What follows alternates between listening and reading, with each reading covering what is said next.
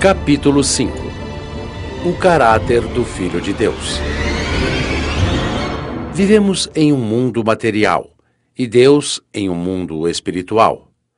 Como o Senhor Deus pode se identificar com um mundo estritamente materialista?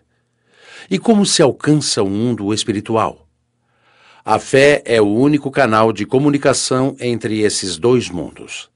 Tenho uma forte convicção de que não é a vontade do Senhor que sua manifestação fique restrita apenas à palavra escrita, porque sem a prática a teoria evapora.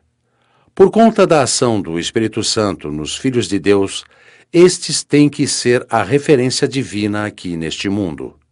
Temos visto a manifestação da exuberante glória de Deus em toda a natureza. Florestas, campos, flores, cachoeiras, rios, lagos e mares. O céu, o sol, a lua, os planetas e as estrelas. Todos encantam e proclamam a grandeza do Criador com sua extrema beleza. Contudo, a presença do Altíssimo não está sujeita aos encantos da sua obra, mas à expressão do seu caráter. Deus é Espírito. Em razão disso, necessita do corpo humano para habitar e se manifestar. Mas qual corpo humano teria esse privilégio se todos pecaram? Quando um filho é gerado por Deus, o Espírito Santo faz morada no seu corpo. De forma absolutamente natural, esse filho irá manifestar a sua presença. Quem me vê a mim, vê o Pai, disse Jesus. João, capítulo 14, versículo 9. Portanto, a manifestação da presença de Deus somente é identificada quando seus verdadeiros filhos manifestam o seu caráter. Como manifestar o caráter de Deus?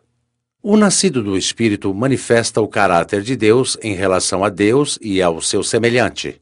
Para o Senhor, há o exercício da fé na oração, no jejum, na adoração, na manutenção da boa consciência. Pois, como diz o texto sagrado, seja a paz de Cristo o árbitro em vosso coração. Colossenses, capítulo 3, versículo 15. A paz de Cristo aponta o relacionamento pessoal com Deus. Por conta dessa paz, o homem exterior, de forma natural, exala o bom perfume do Senhor Jesus Cristo. Em relação ao semelhante, o caráter divino se revela no convívio social do dia a dia. Seja perdoando, seja compreendendo, seja tendo compaixão ou ajudando. Enfim, comportando-se de forma parecida com a do Senhor Jesus, como se ele estivesse no lugar de quem pratica tais coisas. Muitas vezes a pessoa manifesta um caráter fervoroso na igreja, junto aos demais irmãos, mas comportamento estranho e diferente diante dos incrédulos. Ora, quem tem o caráter divino o tem em qualquer lugar e sob quaisquer circunstâncias. Ele sempre retrata exteriormente o que é interiormente, não apenas na igreja, aos olhos dos irmãos de fé, mas em especial dentro de sua própria casa, em meio aos familiares. Muitos têm sido espirituais apenas quando estão na igreja ou num ambiente de fé. Porém, quando estão num ambiente hostil, manifestam um caráter distinto do apresentado na igreja. O Senhor Jesus adverte que se a nossa justiça não exceder em muito a dos hipócritas, de maneira nenhuma entraremos no reino dos céus. Mateus, capítulo 5, versículo 20.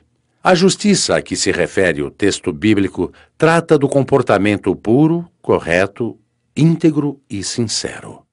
A humildade do Pai. A humildade espiritual é a característica mais acentuada nos filhos de Deus. O Senhor Jesus Cristo foi exemplo de humildade porque, embora sendo filho, aprendeu a obediência pelas coisas que sofreu. Hebreus, capítulo 5, versículo 8. De fato, não há como negar a obrigatoriedade de os filhos de Deus terem caráter semelhante ao do Senhor Jesus. Trata-se da imagem de Deus restabelecida no ser humano nascido do Espírito. Pois o mesmo Espírito que gerou Jesus gera os demais sem qualquer distorção de caráter. Quando alguém se posiciona como filho de Deus, mas tem comportamento contrário, certamente está enganando a si mesmo.